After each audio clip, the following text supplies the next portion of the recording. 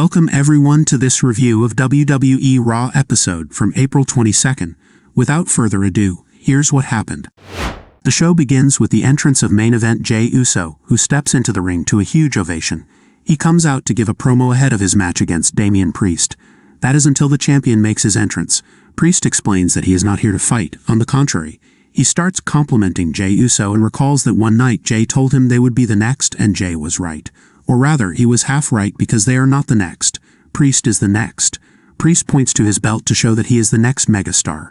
He further explains that he is no longer the future, he is the present, and Jey Uso is simply the first superstar he will defeat during his long reign. Priest tries to leave the ring, but Jey Uso asks him to stay. Jey is slightly offended that Damian Priest simply sees him as just another tag team wrestler. Jey Uso points out that Damian Priest is the leader of Judgment Day, but only because Mommy is injured and he is Dom's little bitch. Jey then says that he will become the champion, but then McDonagh arrives from behind and tries to attack Jey Uso. Jey Uso dodges and prepares for a super kick, but JD evades it, causing Jey Uso to hit Damian Priest with the super kick. At the end of the segment, Jey Uso leaves the ring very pleased while McDonagh is apologizing to Damian Priest. We continue with DIY facing Awesome Truth for the tag team titles. It was a good match of about 10 minutes. But in the end, the tag team champions managed to hit their finisher on Johnny Gargano for the victory.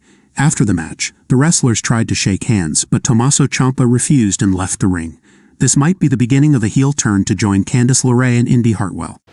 We move backstage where Damian Priest is scolding McDonagh, telling him he never asked for his help tonight. Then Dominic Mysterio arrives injured and says he won't be able to team up with McDonagh.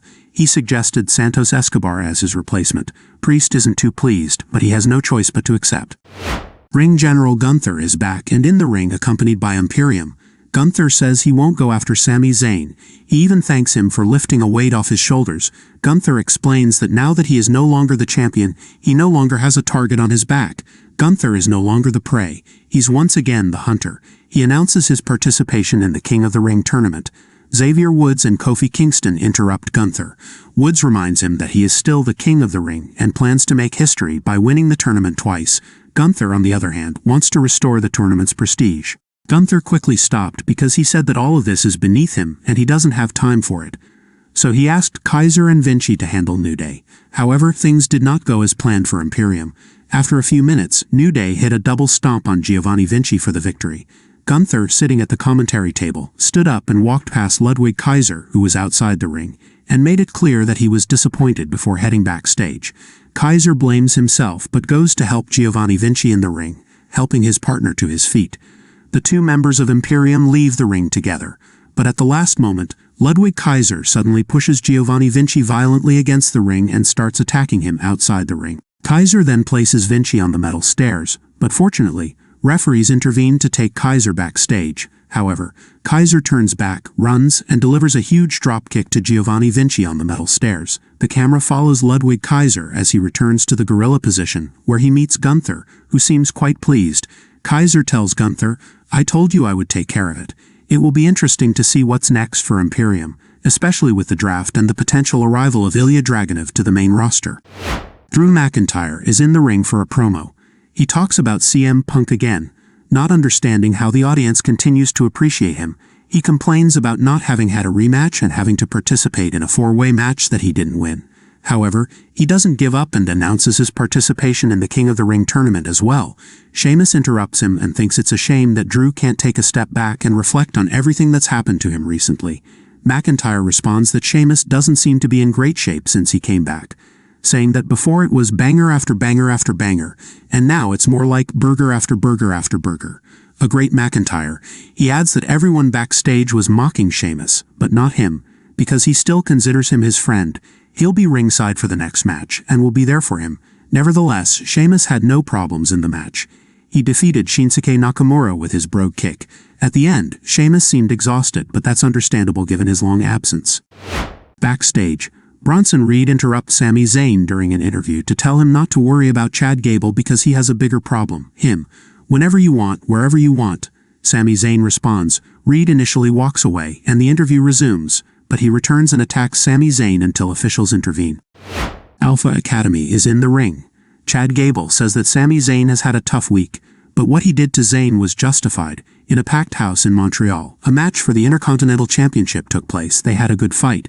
Sami Zayn won the match, but that wasn't enough. Sami Zayn felt the need to find him and lay his title down in front of him. He raised Sami's arm to give him his moment, but that wasn't enough. Sami Zayn went to see his wife ringside to celebrate. It should have been him at WrestleMania with his daughter in the front row, but he wasted his time training Sami Zayn and other losers. Chad Gable turns to Akira Tozawa and asks if he has a problem with that. He has a problem with Tozawa, who just dances every week and loses. It's pathetic. Then there's Maxine Dupree, beautiful like a princess but very foolish. What else can he do? He's given everything to Dupree and gotten nothing in return. And he doesn't even want to start on Otis, his #1 guy. Otis has proven himself as the biggest failure of them all. They signed with Alpha Academy to get honest feedback. Now everyone will focus on Gable, and they will all win his Intercontinental title together. And they will help him no matter what. He wants to hear them say they will help him win the title no matter what, especially asking Otis to say it out loud. The crowd tries to push Otis to rebel, but he complies with his head down. Gable's speech was very strong, and the moment the rest of Alpha Academy turns against him will be very cool to see. We continue with J.D. McDonagh and Santos Escobar accompanied by Dominic Mysterio against Andrade and Ricochet. It was an opportunity for Judgment Day to redeem themselves, but in the end, Andrade hits his finisher on J.D. McDonagh for the victory. However, after the match, Damian Priest suddenly appears and violently attacks Andrade and Ricochet. Furious to see Judgment Day lose a match, "I don't need you, you need me," he tells them. We move on to the main event, a battle royal to crown the new Raw Women's Champion. Before the match, Candice LeRae and Indy Hartwell are being interviewed backstage when a brawl between Nia Jax and Liv Morgan breaks out, causing a lot of noise. Becky Lynch grabs the mic for a short promo on her way to the ring, telling Maxine Dupree to show her best in her first championship match.